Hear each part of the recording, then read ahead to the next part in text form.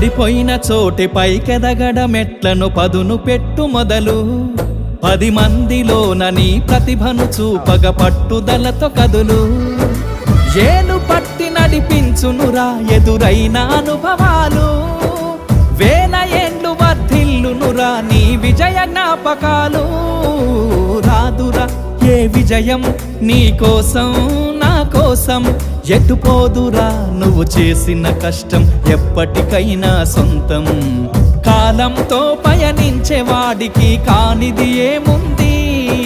సాధనతోనే సాధ్యమవ్వునని సదాశయంతో సాగర ముందుకు రాదురా ఏ విజయం నీ కోసం నా కోసం ఎటుపోదురా నువ్వు చేసిన కష్టం ఎప్పటికైనా సొంతం